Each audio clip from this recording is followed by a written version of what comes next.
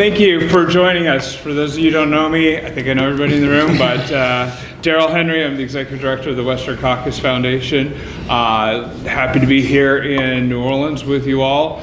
In my old days when I worked in the gas industry, I used to come down here a lot, so it's fun to be back down here and enjoying the heat and humidity.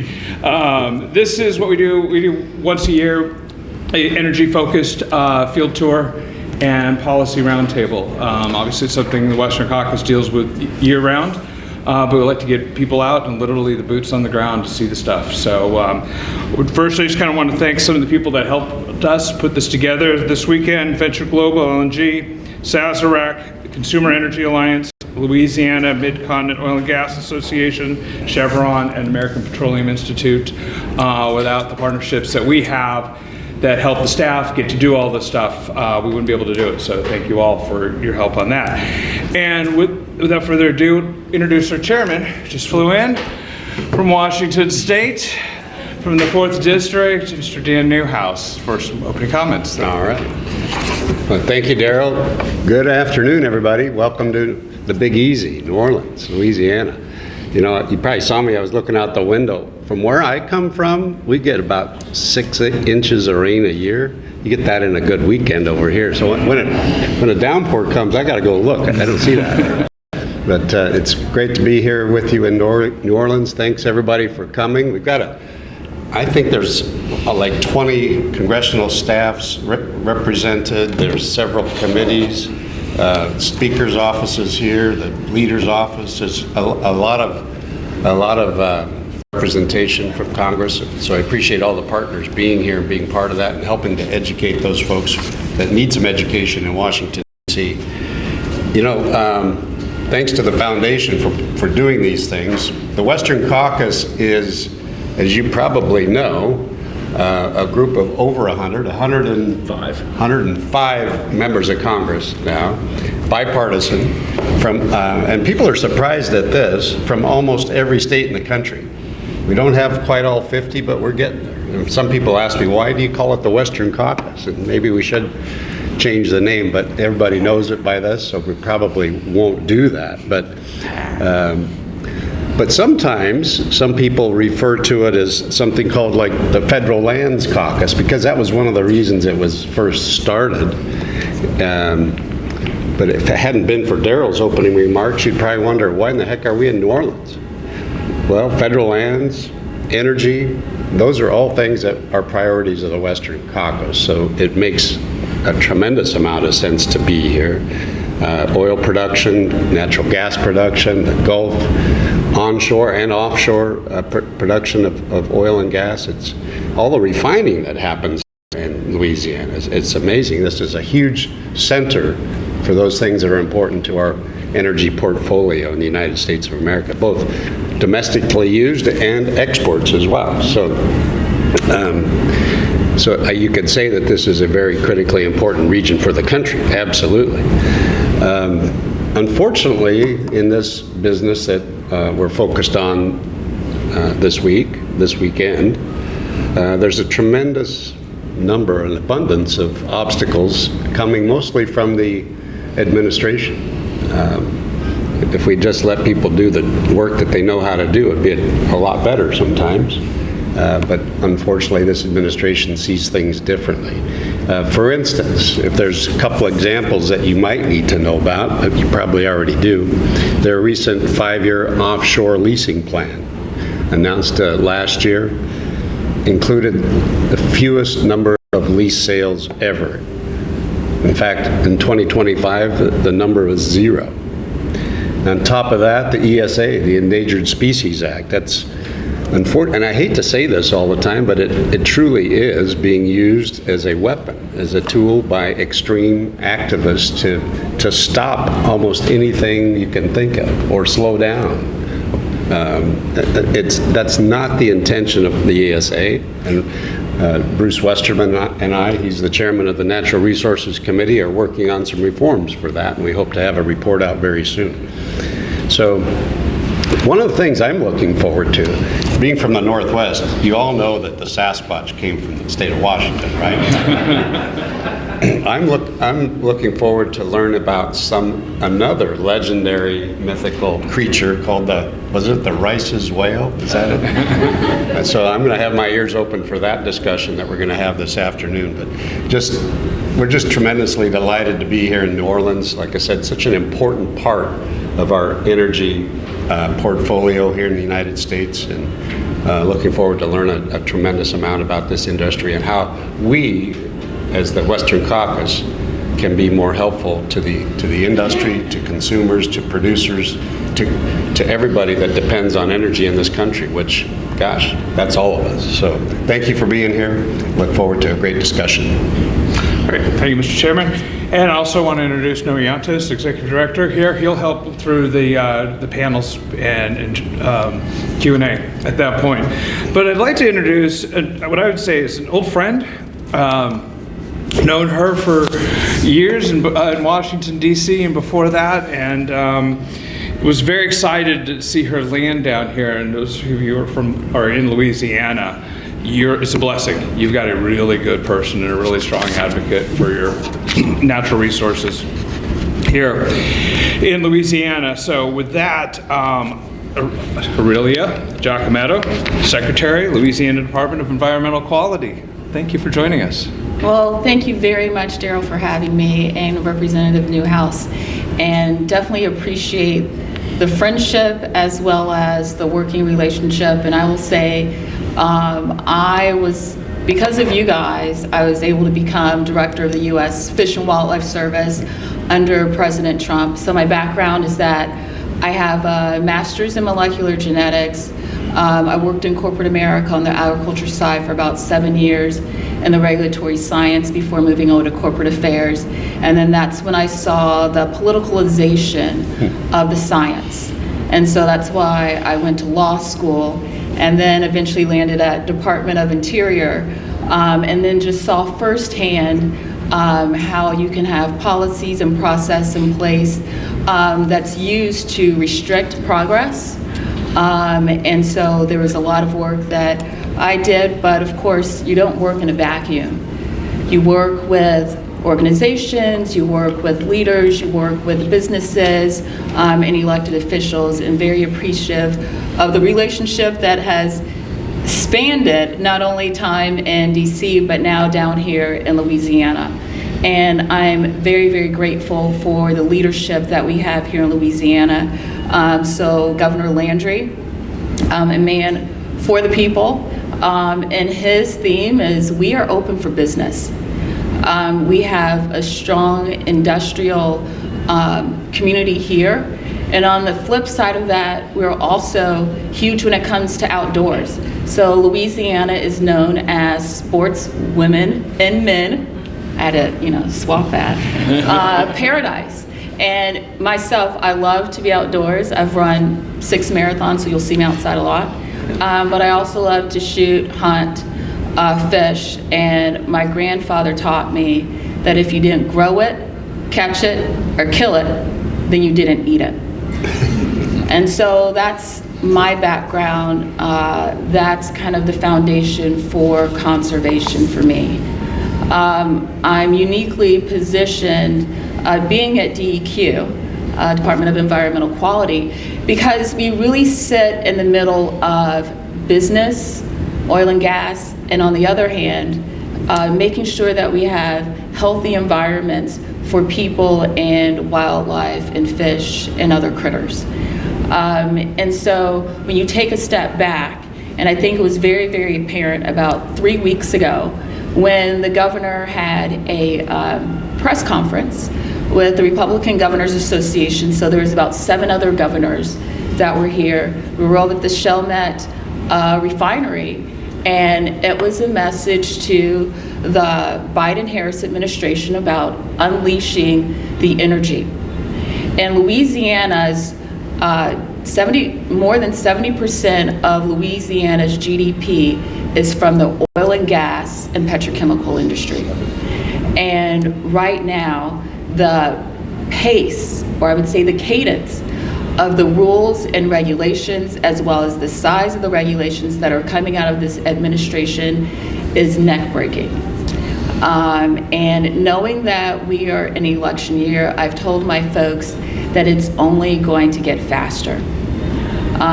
And so when I see the rules that are coming down, I see the overreach that the government is having from, when it comes to permitting for oil and gas, as well as petrochemical, when it comes to, are we gonna have gas-fueled stoves?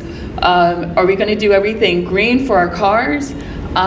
We realize that they're becoming market players. And there's authorities that have been granted to the states. And so it's being able to say, okay, where do we stand up and fight? And I'm proud that we have a governor that is doing just that.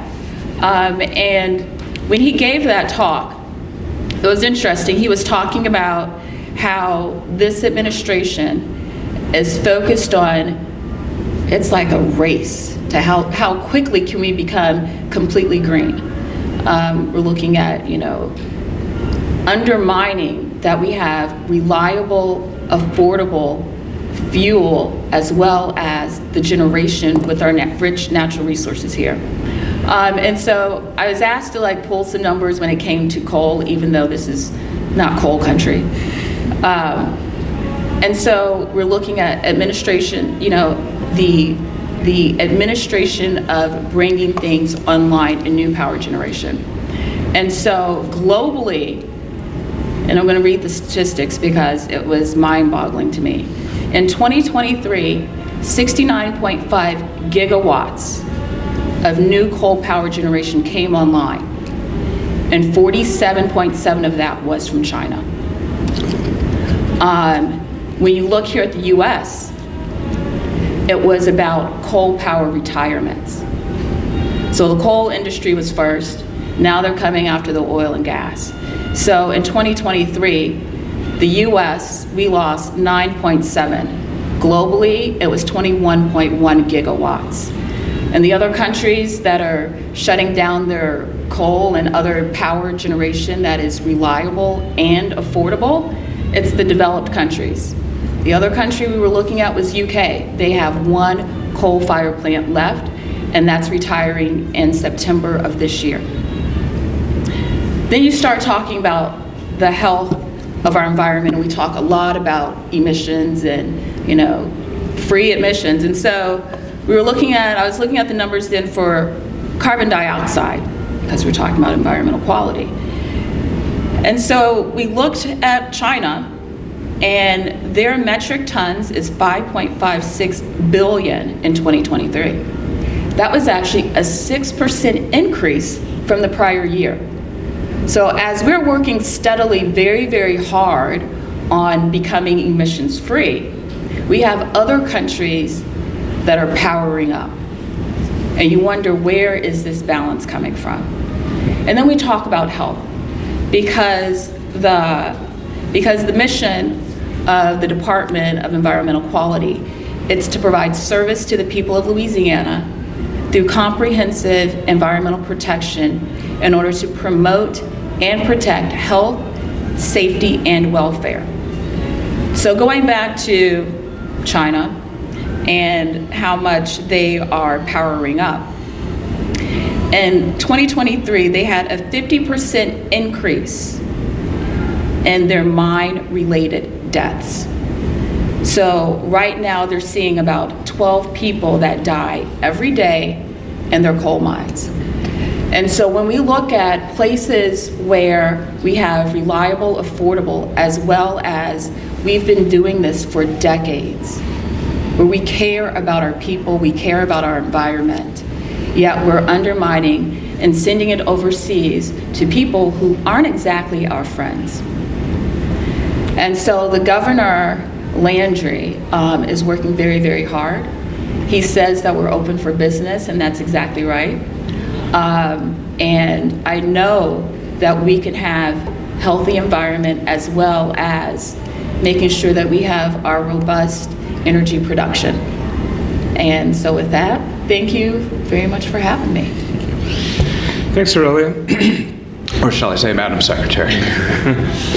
This morning we were on a tour, very warm tour, out on the bayou, seeing the Davis Pond Diversion and how, the state is working to reclaim its coastline. And with that, Neil McMillan really helped us put it together, and he's with the Department of Energy shop, but he came over from like the Coastal Protection Group to do this and really helped us out. So I just want to give a shout out to him and his efforts today, and thank you for allowing him to help us do that. And with that, we have Dustin Davidson, the Chief of Staff for the Louisiana Department of Energy and Natural Resources. Thank you. So I guess a little bit about my background. I am a recovering congressional staffer. Just came down back to the state, my home state, a few months ago to take this role on as Chief of Staff at Louisiana Department of Energy and Natural Resources. And one of the big priorities that we've really been focusing on is kind of reshaping our mission and getting an understanding of exactly what the department was created for. So you look at DEQ, they're managing the quality of our resources. So we look at ourselves as the manager of the quantity of our resources. And that's everything from oil and gas, from salt mining, the quantity of pipelines that are coming through our state. But then also we've started to look at our coastal areas as a resource in themselves, both for breaking wave attenuation from storm surge, but then also for carbon sequestration as we continue to build these areas out. And so to do that, again, Governor Landry is really focused on making the state open for business, and one of his first tasks to us was to reorganize our agency, which hasn't been reorganized since 1976. In doing that task, we went back and looked through a lot of regs and everything we had on the books and noticed that a lot of our regs still reference floppy disks, which was an interesting take on the way that we do things here, but it's provided us an opportunity to really dive deep into what governance looks like, not only for right now, but for the future of this state. And so we've taken that chance and we've really looked closely at what it looks like for our roughly 4,600 orphan wells that we have in the state, or what it looks like for water management, for groundwater resources or surface water resources. And that's all culminated in what we recently had was a Natural Resources Steering Commission meeting where we kind of put all of this out there for stakeholders to really digest and get an understanding of, so that we can move forward with reorganizing our agency. I think one thing that we've really been proud of in this past couple of months that we've been able to do is not only those internal changes that we've been able to make, but we've been able to go to our state legislature and make some significant changes to law that helps us get the resources that we need in order to move forward, specifically on the orphan well stuff. But then also we are looking at this carbon capture primacy issue that we have and looking at that as an opportunity to further develop resources and leverage the expertise that we have in this state for oil and gas resources. You mentioned it earlier, Western Caucus. Many people don't really think Louisiana is a part of the Western Caucus, but and then Secretary Giacona mentioned it's not necessarily coal country. No, we don't develop coal here. We don't mine for it, but a lot of the coal that is produced in Kentucky, West Virginia, Ohio, that all makes its way down here through our vast river system. And so, we're really taking an opportunity to look at what we have and what we've been blessed with, and the fact that the nation doesn't run without South Louisiana. I think you look at what we've been dealing with when it comes to offshore leases for oil and gas resources. That's been significantly impacting us, and it will continue to until we have a reverse course in that direction and really get an opportunity to move forward with expanding those resources out there. Because you learned today, Davis Pond would not be possible if it wasn't for oil and gas development. The monies that are used to develop projects like that come directly from revenues that are generated in the central and western planning areas of the Gulf of Mexico. Again, we have been taking the opportunity to look deep into what our department has been doing for the past, decades or so, and really getting a sense of what it should look like in the future. And just to give you an idea, one of the things that we're taking on is water management, not only surface but groundwater. We're looking at public works as well, getting a sense of where we can be a little bit more forthcoming with information, with data to help help provide more management of those different resources, those different funds that we have to build better projects. But then also, we've been looking at our data collection. That is something that we have seen has been lacking in the past few decades, and so we've taken the opportunity to look at our national labs as a model of something that we want to create here in Louisiana. We have the Center for Energy Studies, which is housed at LSU. It was created by our legislature to house all the information from the oil and gas industry. We have hundreds of years of well logs that typically haven't been managed in a way that provides for a little better return on that information and that investment.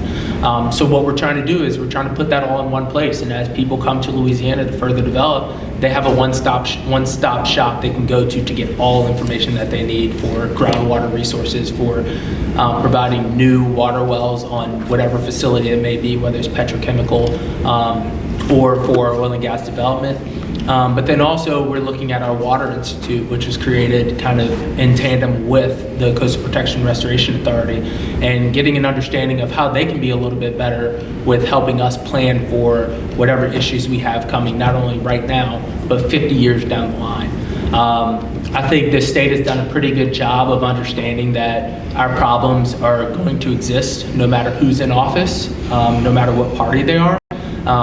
But at the same time, we have to do a better job of getting our message out there and helping to educate not only folks like yourselves, but people in both administrations of both sides of exactly what goes on down here in Louisiana, and also get a better understanding of how activities in Louisiana are driving our national GDP. I think the points that you made on foreign investment in coal-fired power plants are spot on to what we're seeing right here in the United States. We have a lot of businesses coming in and wanting to develop wind and solar, which as an agency, we are following the all of the above strategy.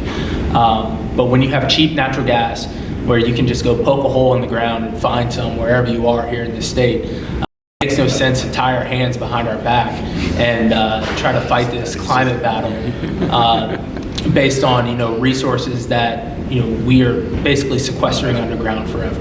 And so that has been a huge part of us. The last thing I want to highlight is, when it comes to financial security in the state, I mentioned the orphan wells that we have in the state. The agency is really taking a chance to redevelop our financial security strategy and focus on an opportunity to create a bank within the state so that we not hold our operators hostage, but instead become partners with them and hold that financial assurance here within the state, within the department, so that we can leverage that a little bit more and possibly use that as a credit to do further coastal restoration projects or environmental projects, or hold it, invest it, and provide opportunity to plug wells moving forward. And so, again, we see this reorganization process as something that doesn't really come along very often. But since we have the chance, we are not leaving anything on the table. We are taking our opportunity to reinvest in this department and make sure that we're structuring it in a way that provides for better governance, not only for Louisianians, but for our industry moving forward. Because again, the oil and gas industry is not going anywhere. Our agriculture industry is not going anywhere. We need to make sure that they are, provided the good governance that they need. But then also, like I said, making sure that we have a structure, an environmental protection structure that can stay in place 50 years, maybe even 100 years beyond that can only be tweaked as needed. And so, that's been our focus, and it's been a really, really fun ride. I think this is probably like the second week I've been here where we're not in session, so I'm really enjoying it. But no, really, really thank you all for coming down here and taking your weekend to spend some time with us and just get a better understanding of what we're doing in the state. So we have a number of members of the Western Caucus from Louisiana, including the two top leaders of the U.S. Congress. So we'll be seeing one of them later today at our reception.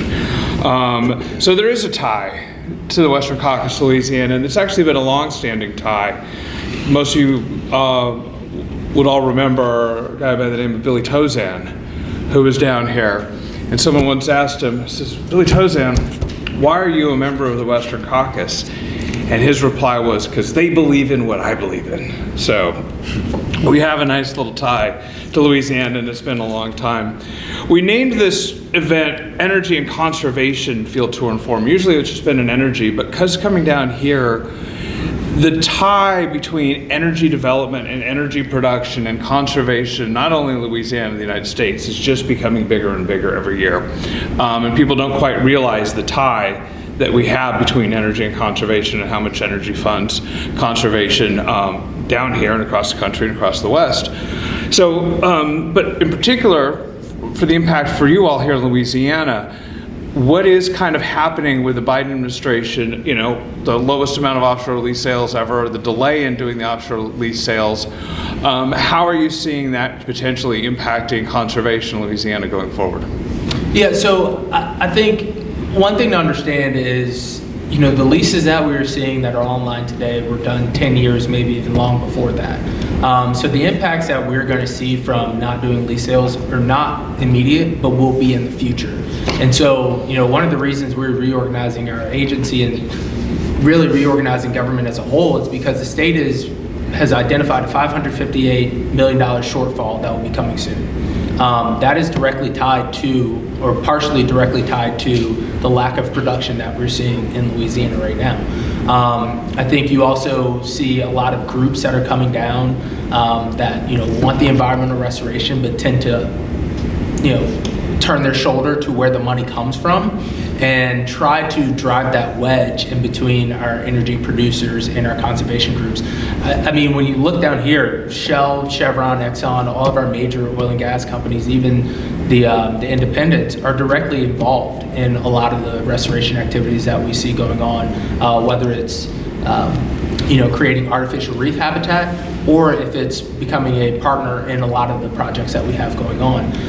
And so while the immediate is not directly impacted to that lack of lease sales, what you're going to see is the lack of bonus bids that we're going to have, the lack of royalties, rents that will be coming from the lack of sales right now. 10 years down the line will significantly hamper our budget for these coastal activities that we have going on. It's also important to mention that, you know, when the Corps comes down and builds these things, the operation and maintenance is then turned over to the state. So it's not as much about building the projects, it's also about maintaining them as well. So we're going to see a significant decline in funds that will be used to maintain these projects that we have built. And again, a lot of these projects are one of a kind.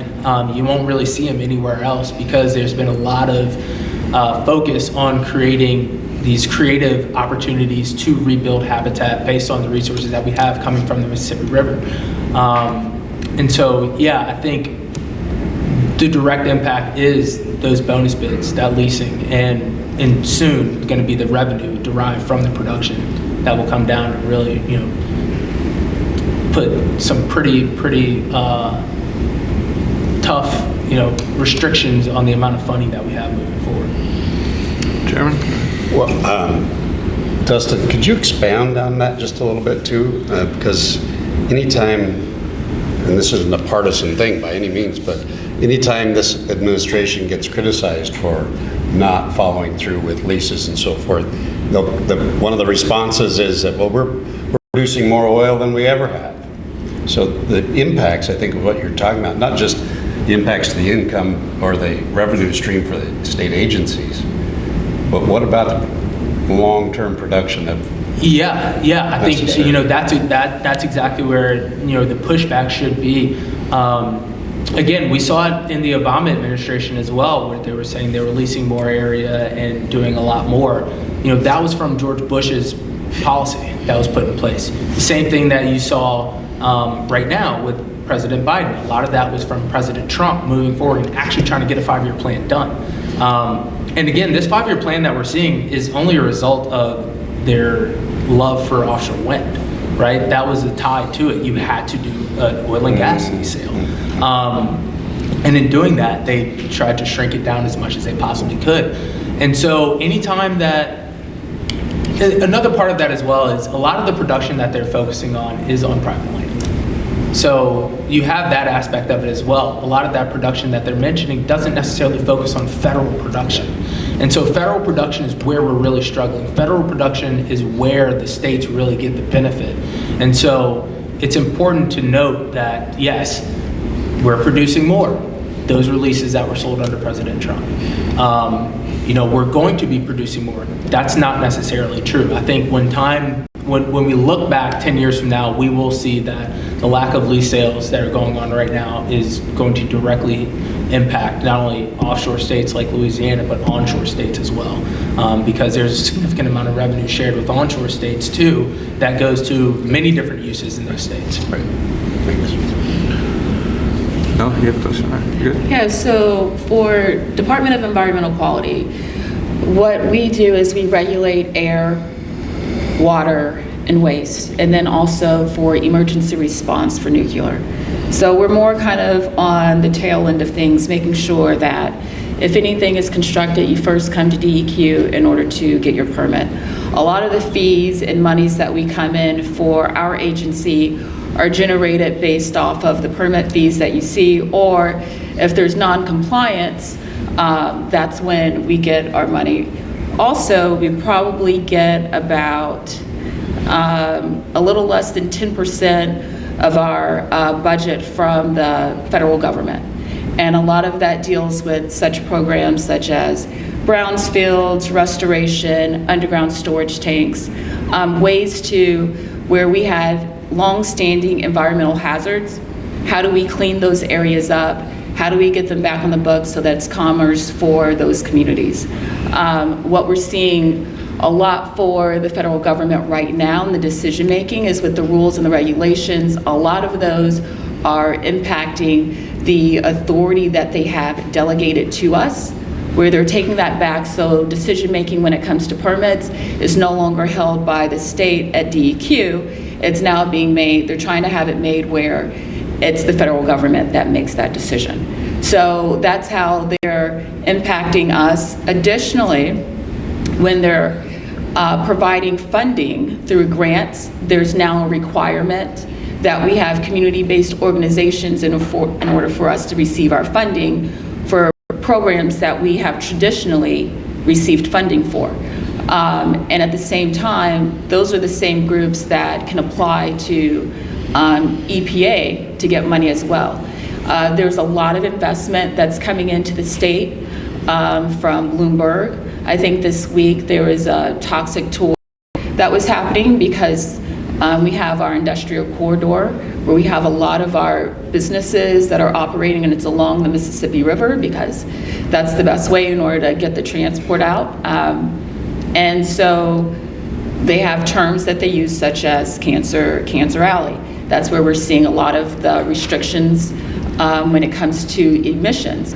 So right now we're busy finding ways to identify that it's not or I should say, identifying the various sources that are contributing to the emissions.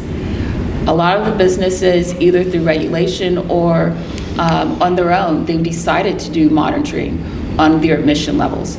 So being able to know that the government came down and said, hey, we're restricting it from a particulate matter that was at 12, now it's at 9, and that puts certain parishes, which I've learned they're not called cities here, they're parishes, out of attainment. So now it's going and saying, okay, how do we attribute the real sources of these emission levels? Because that means that we have to curtail, or the businesses have to curtail their activities. So that's having a huge impact on how they're able to operate and how we operate. Going back to the investments and the tours that are happening in Louisiana, we know that there's a lot of advocacy groups that are very, very active here. We're seeing a huge increase when we go out for our public comment periods. We have a lot of non-substantive comments that come in, which means that our folks who look at every single comment and have to write a response to every single comment, that means it delays the permit. So it's just another way, again, for them. Maybe they're not shutting down the business immediately, but they're finding ways to stall the process. When it comes to certain organizations, we're taking a look at that. Some of those organizations that have traditionally been funded the past 4 to 8 years, they're the ones that have hopped onto some of these suits against the permits that we have issued for these businesses to operate. So it's not always a good day to know that funding you might have given to someone is then used to prevent a permit that you had authorized a business to operate. So there's a lot of various factors that DEQ deals with when it comes to the air, water, waste, as well as nuclear, and figuring out what are other ways to get new types of energy here within the state. So that's kind of a little bit of our scope on the other side of like what Dustin and DE&R deals with for oil and gas, but we have our own, I guess, fights when it comes to EPA. Terrific. Well, I think Louisiana is lucky to have you both working very hard on its behalf, and good luck to your new administration in getting all of that ambitious agenda done. So thank you both for joining us today. So actually, last year, the Western Caucus's podcast, A Voice for Rural America, where we have Chairman Newhouse, and then one of our members brings on an outside guest. We had Jerry Carl, who represents Mobile, and then the Alabama, effectively like similar to their Department of Environmental Quality at the state level, talking about how the Rice's Whale impacts all sorts of industries, not just the oil and gas, especially because of the nighttime restrictions and speed restrictions that would be implemented through the critical habitat designation. So kind of like what Chairman Newhouse was talking about, like where the Federal Lands Caucus, well, federal waters falls under that as well. So we're really excited to be down here. We have a really good panel lined up here. At least two of them. I won't say anything good about Matt, but kind of from an industry. Had to get one in, right? Yeah, I had to. So from an industry perspective, so we'll kick it off with Laura here from LaMoga to talk about the Rice's Whale. Thank you so much. Well, I'm actually going to talk a little bit more about Louisiana oil and gas before we kind of get into Rice's Whale. I'm going to build upon a lot of what Dustin said, and I can really relate to Dustin's role at the Department of Energy and Natural Resources, and that's because I was actually Deputy Secretary when it was Department of Natural Resources. The E was just recently added, but I was Deputy Secretary when the Obama administration was in place, and they imposed the Deepwater Moratorium. So you can imagine what that was like. So I have really been representing the offshore industry since that time, and that was 2010. For some of you younger folks, you may not have been in the workforce yet, but it was quite a time. And so since 2010, I've been working in that space. So I thank you all for having us here. Thank you for visiting Louisiana, giving me this opportunity to be here to speak to you all today, representing Louisiana Mid-Continent Oil and Gas Association, which we like to call LaMoga. I say welcome to Louisiana, where we're known for our amazing food, our lovely music, and our very unique culture. If you went to Davis Pond on that field trip today, you also got a glimpse of our beautiful coastal wetlands. Previous to oil and gas, I worked in that space as well. In fact, I haven't been out there lately, but I was at the ribbon cutting when Davis Pond first opened in 2002. So kind of tell you how long I've been doing this work. And as you can imagine, it's no surprise that with our abundance of fishing and our hunting, Louisiana is known as sportsman's paradise, sportswoman's paradise. But what you may or may not realize, and hopefully you do by now, and that you're going to discover more on your trip, that we are also an energy state, and we are proud to produce American energy. And there's nothing that I love more than sharing our great state and getting to talk about an industry with others who are as passionate about energy as I am, especially because I am a third-generation energy worker. In fact, my grandfather was a coal miner, not in Louisiana, but in Pennsylvania. Just a little background about LaMoga. It was founded in 1923, and it's Louisiana's longest-standing trade association representing all aspects of the oil and gas industry, onshore and offshore, including the exploration, the production, the midstream activities, refining and marketing. And our member companies are committed to safe operations and environmental stewardship. For generations, Louisianans have been at the forefront of energy innovation. From that very first commercial scale oil well completed in 1901 to the first over well over water well in Caddo Lake, Louisiana. And then in 1911 was the first well in the Gulf of Mexico. 1938 was that first well in the Gulf of Mexico. And then the first well that was out of sight in the Gulf of Mexico was drilled by Kerr McGee in 1947. So we've been doing oil and gas in Louisiana for a very long time. And today the offshore development continues to move further offshore and into deeper waters. Louisianans have been and continue to be pioneers in energy. Again, all with environmental stewardship and with safety of everything we do. As we talk about rice as well, as we talk about federal regulations and restrictions and what it means to Louisiana, it's just important to understand what the oil and gas industry means to our state. So some of my comments right now will kind of set the stage for that discussion. The Gulf of Mexico federal offshore oil production accounts for 15% of total U.S. crude oil production and 5% of natural gas. In addition, over 40% of the total U.S. petroleum refining capacity is located along the Gulf Coast.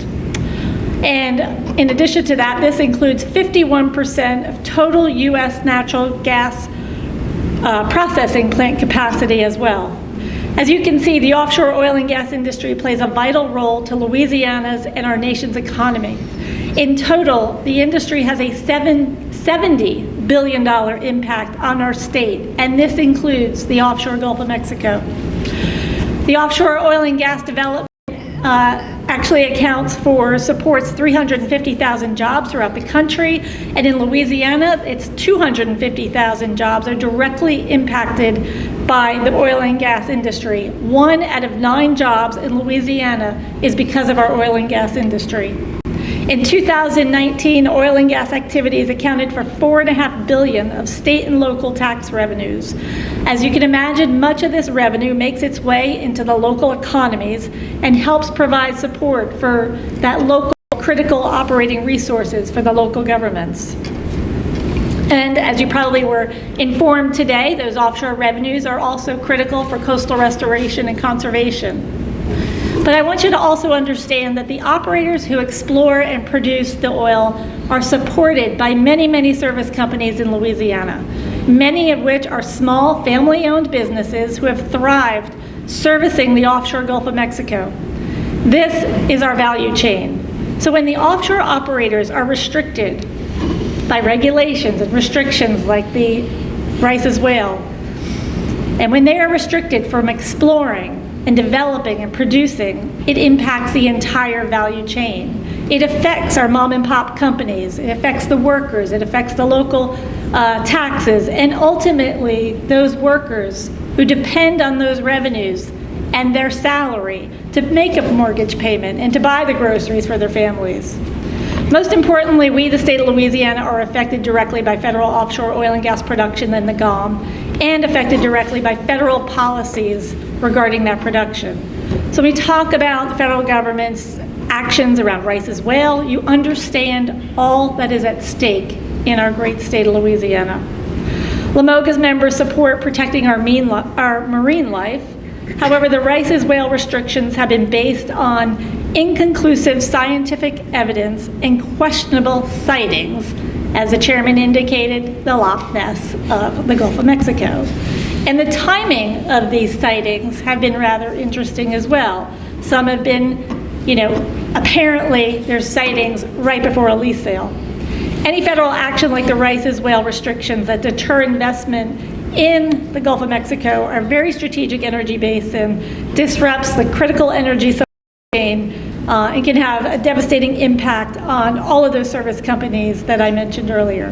It will reduce investments in offshore lease sales, and those reduced investments will result in fewer jobs and higher costs to consumers. And so I look forward to having a panel discussion with the fellow panelists today specific to Rice's whale and some of the more specific impacts to the industry. Thanks, Lori. We'll kick it to Meghan.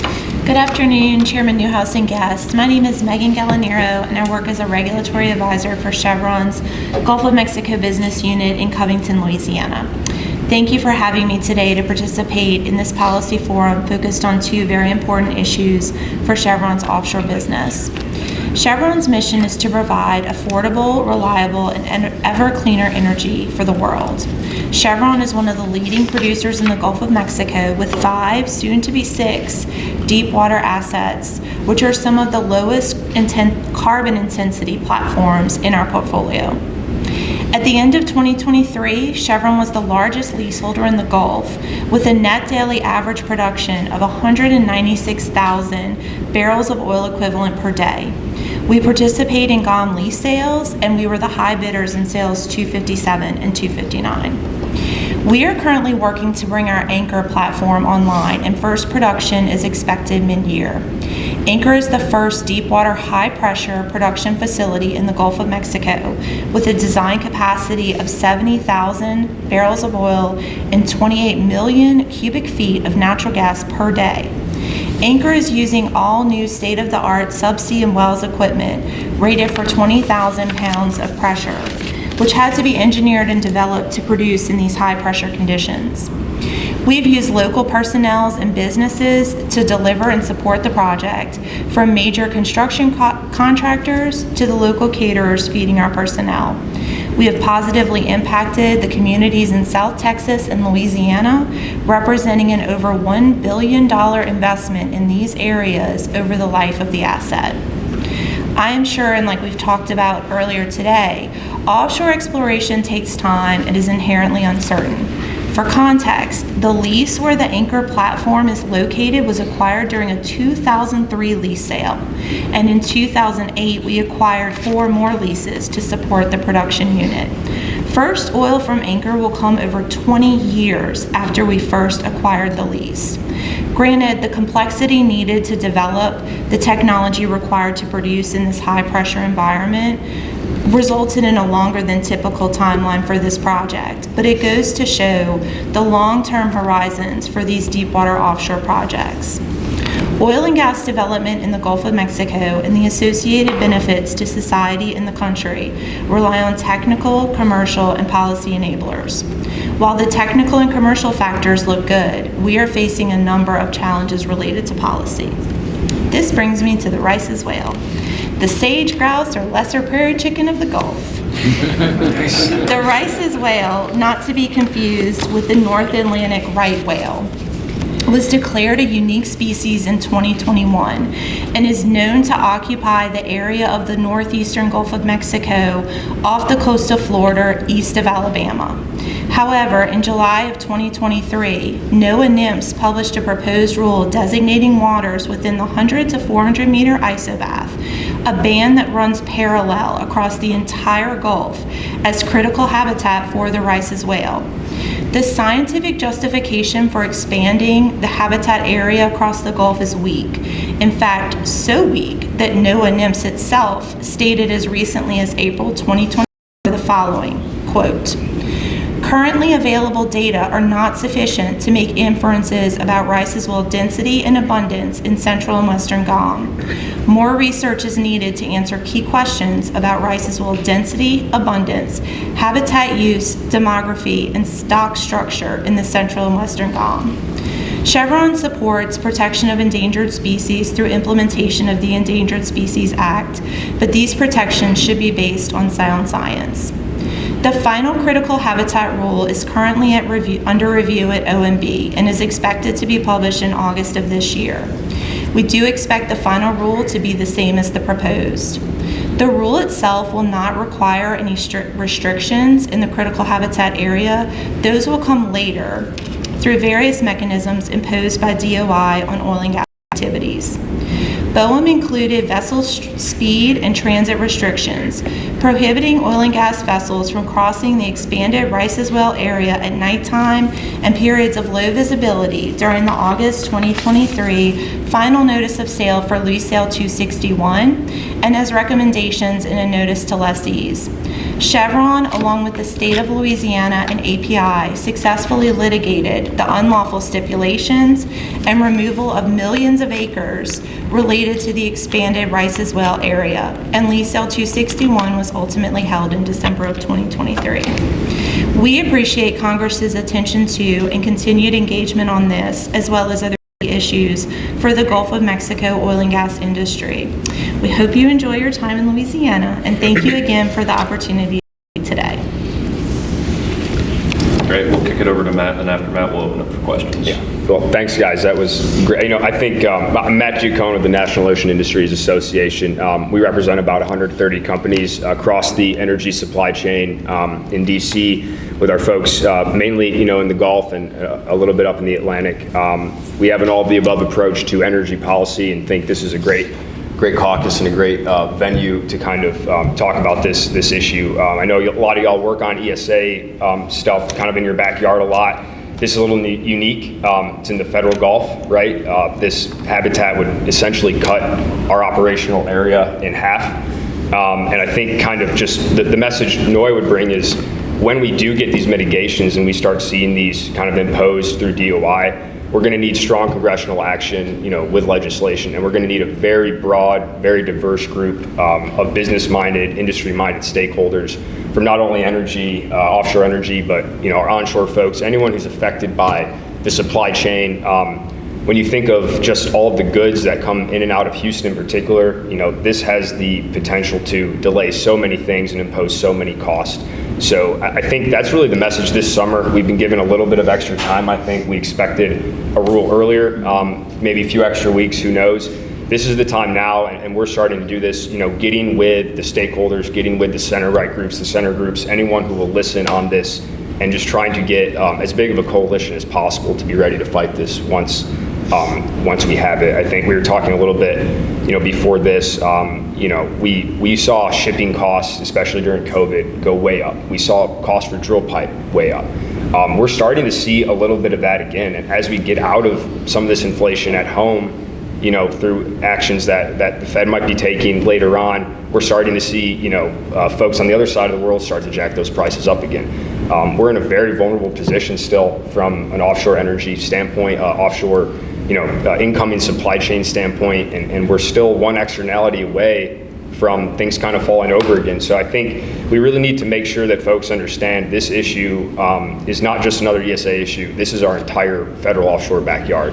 And if we don't have everyone kind of lined up where we need to be, they're going to come hard and fast. And before we know it, we're going to be operationally limited in a way that we really have not seen probably ever. So I won't take too much. Would love to do some questions, but you know, I think we're going to be trying to work with everybody and just finding a way, you know, to connect with you, your boss, and see what's impactful. You know, from a messaging standpoint, we think this is pretty bread and butter. You know, we want steel in the water, all of the above. This prevents that. This prevents prosperity. It's kind of a page out of the degrowth playbook that you kind of see in the EU with a lot of these policies. Not really based in science. There's so few of these animals. We're not even at a point to where we can make a lot of these decisions yet, I think. So, you know, I think, you know, keep an open mind to what you're hearing from stakeholders and groups, especially in the Gulf, but just in district, and finding ways to connect back to the ag community, connect back to the small business community, saying, hey, your goods might be coming through this zone and now they have to wait till morning to get to port. Or you might want to go drill here, and instead of drilling during day and moving at night, you got to drill day, move day, double the time, right? So we're kind of staring down the barrel here. You know, we'll get the habitat, then we'll get mitigations, and that's where kind of the party will begin. So, you know, stay tuned and appreciate the work y'all are doing, and a lot left to do here this summer, and then hopefully in a favorable, you know, position next Congress. So happy to take any questions, but appreciate everyone continuing to engage on this, you know, very, very critical issue for everyone.